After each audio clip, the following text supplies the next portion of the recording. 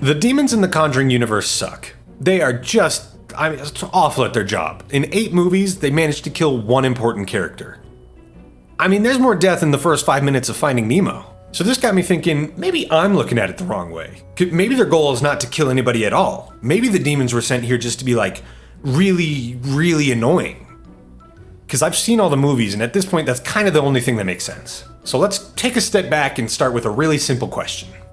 What do they want?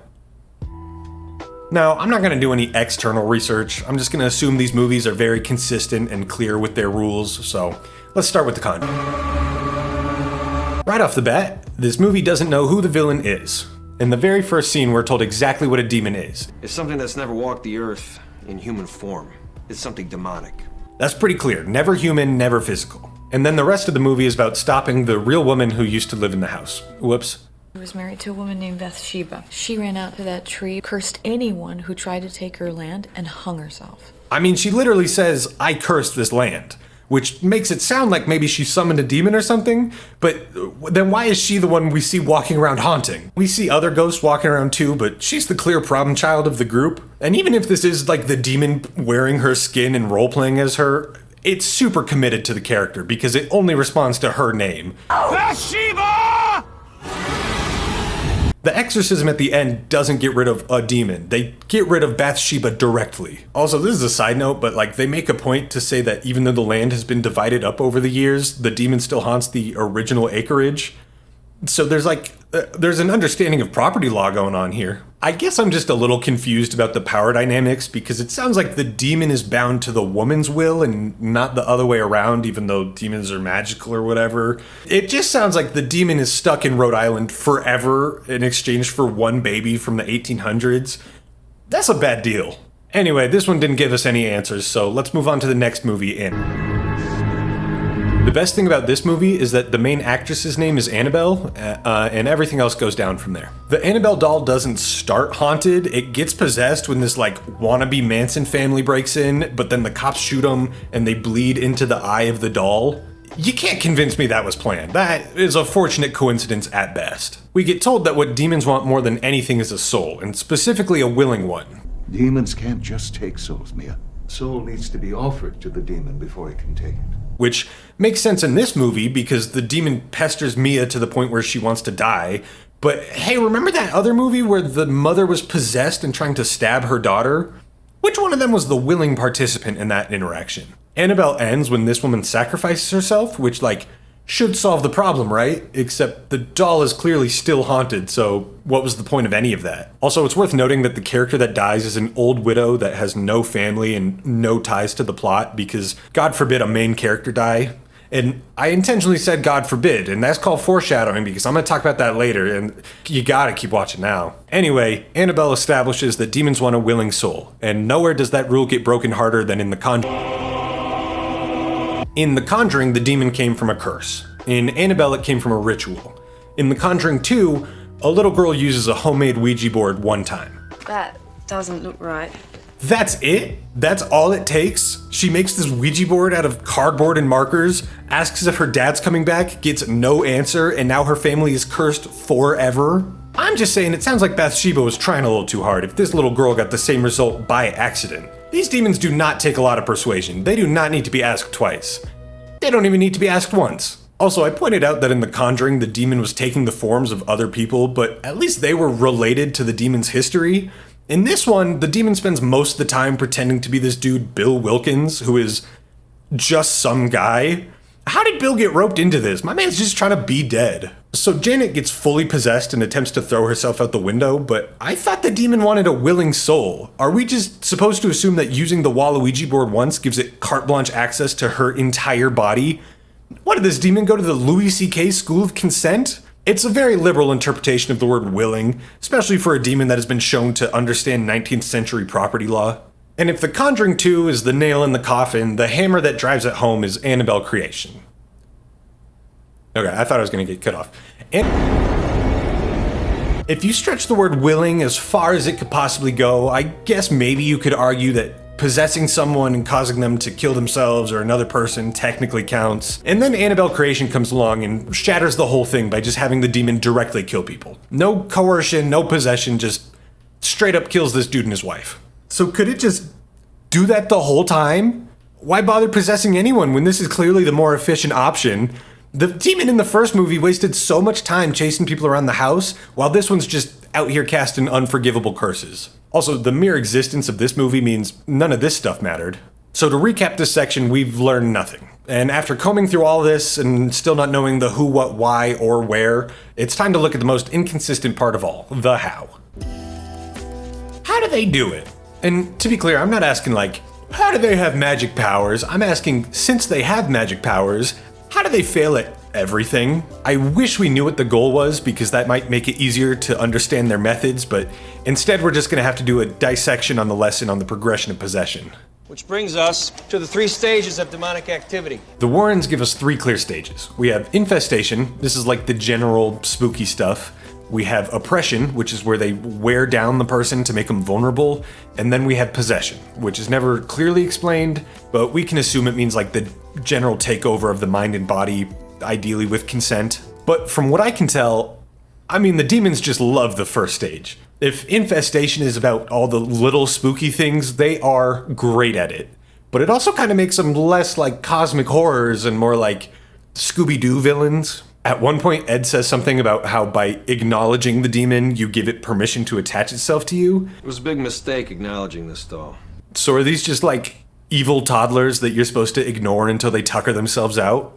Also, I love this part where they say that the demon knocks 3 times as an insult to the Trinity. Sometimes it's meant as an insult to the Trinity, the Father, the Son, and the Holy Spirit.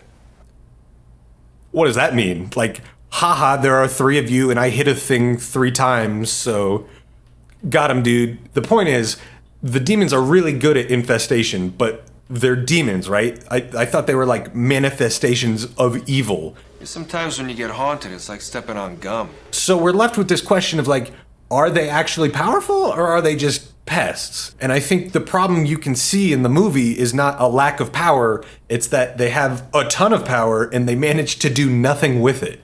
Let's look at their rap sheet real quick. They can interact with stuff, as shown through countless slamming doors and rocking chairs. They can manifest physically, sometimes as people, sometimes as monsters, sometimes as whatever that weird claymation thing was. And as we've seen, they can kill stuff, like the foster parents or the family dog or all the birds that they make dive bomb the house.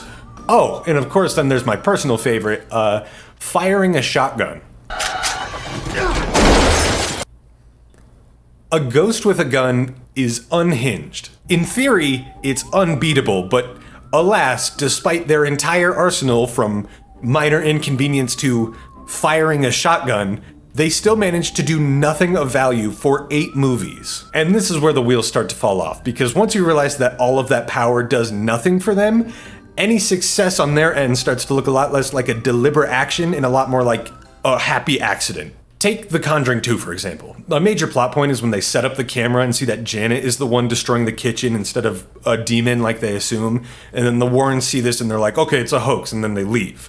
So like, was that the demon's plan?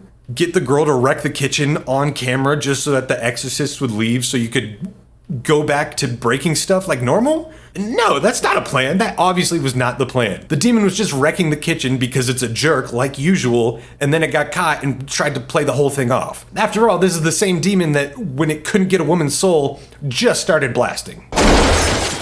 By the time we reach the 6th movie, The Devil Made Me Do It, things have gotten so bad that they introduce a human villain, like a Conjuring Moriarty, because I guess the literal servants of hell weren't doing a good enough job terrorizing people. How bad of a demon do you gotta be to get upstaged by a woman who weighs 80 pounds soaking wet?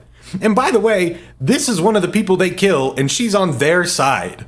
What sort of Three Stooges operation are they running down there? And the worst part of all is that you can't really blame them, because they're up against the toughest adversary of all time, actual God. This is where we kind of shift from an in-universe problem to more of a storytelling problem, because when your villains are up against biblically accurate God, I mean, they're not gonna win. And I'm not trying to say that like a story being predictable automatically makes it bad. I'm not out here watching Cinderella like, what's gonna happen? You know, I know she eats the shoe. But the Conjuring movies don't just suffer from predictability, they suffer from having no tension whatsoever. Nothing is ever at stake because nothing is allowed to happen. And there are a couple reasons for this, but I think the biggest one is that these movies are just biblical fan fiction. You said that God brought us together for a reason. I've heard these movies described as like Marvel movies for Catholicism, and I feel like that's pretty accurate, especially because we're not actually following the threats. We're following our holy heroes who are on their quest to rid the world of all evil. But you know how some people say Superman is boring because he's too powerful? Because I mean, he's got nothing on Jehovah. And when the hero of your film is literally all-powerful, then yeah, it's no surprise that all the demons can do is slam a bunch of doors until they get evicted. The evil here can't win because it's a spin-off of a story where evil has already been defeated. And as for the Warrens, they're not even written as people who have faith. They are faith personified. Your visions are a gift from God. And if God is showing you my death, then he's doing it for a reason. So nothing bad can happen to them or anyone in their orbit, because anything that happens would be considered a failure, and failure would mean doubt, and if they have any doubt, it undermines their entire existence. A large plot point from the first movie is that they need the Vatican's approval before they can do an exorcism, but since they can't get it on time, Ed says screw it, and he goes above the church. I thought you said we need a priest. You're not a priest. Well, you got a better idea.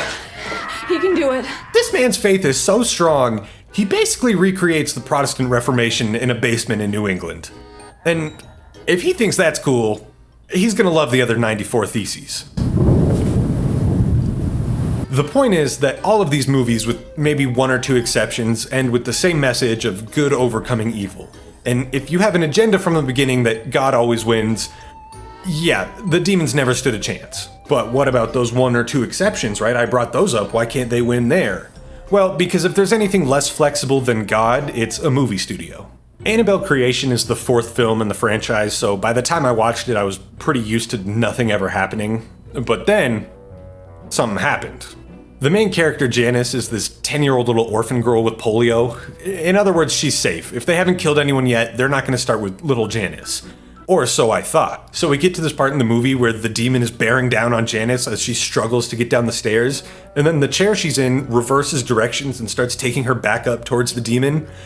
Genuinely very scary, but I mean, I'm still not expecting anything to happen. And then the demon picks her up and throws her off a balcony. And for the first time, I was actually engaged because something unexpected had happened. And then the next scene, she's fine. That scene is what made me want to make this video, because it is the perfect microcosm of the entire Conjuring universe. Anytime you think the movie's gonna take a swing, you know it's gonna pull the punch. Every scary situation has an immediate resolution, and anything that's even slightly unmarketable is avoided entirely. I mean, the absolute irony to have the nun be their face of villainy. Look, the idea of a demon nun is inherently scary because you got something sacred corrupted by something evil. But that very concept of like holy desecration goes against everything else the franchise has taught us so far. You can't make a bunch of movies about how good God is and then act like you're edgy just by having a nun with pointy teeth. It's as blasphemous as saying HE double hockey sticks. And by the way, the nun in the first movie is defeated when someone spits Jesus' blood in her face. And that's not really related to anything, but it's fucking insane. So whether it's divine intervention or studio intervention, it's all gonna end the same way. It's all bark and no bite, or all clap and no slap. And you know what? They're not that bad. Look, I can talk about these movies having no stakes all I want, but that doesn't change the fact that when I watch them, I have my fingers over my eyes in case things get too scary. I'm a coward, and overanalyzing the monsters is my defense mechanism. But for real, I'm not trying to make the point that these movies aren't scary, or at least don't have any scary moments. Even Annabelle, which is easily the weakest entry, has maybe the best jump scare. The point isn't the lack of scariness, it's just the staleness that comes when you're 8 movies deep into a franchise. Ignoring everything I've said, I do think the original Conjuring is probably actually just a good movie. Even the cheesy ending with everyone smiling at each other kind of feels earned in that one. As absolutely ridiculous as it is, the atmosphere in The Nun is very good. I mean, it's an abandoned Romanian monastery, you're not going to make that not scary. no matter how hard they try by making the story of the sequel about a quest to find a woman's eyeballs. And my personal favorite that I haven't even mentioned so far because it kind of goes against all the points I've made is Annabelle Comes Home. That movie's a roller coaster. It is Monsters Unleashed with more crucifixes. The idea of needing to stick your hand inside of a cursed board game is brilliant. So do the demons in the Conjureverse suck? Absolutely. But am I going to keep watching them?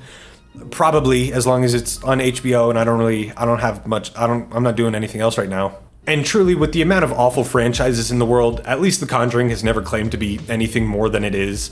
So it's going to continue to be remarkably average, but I don't think I'm alone when I say sometimes it's just nice to see something with the balls to suck.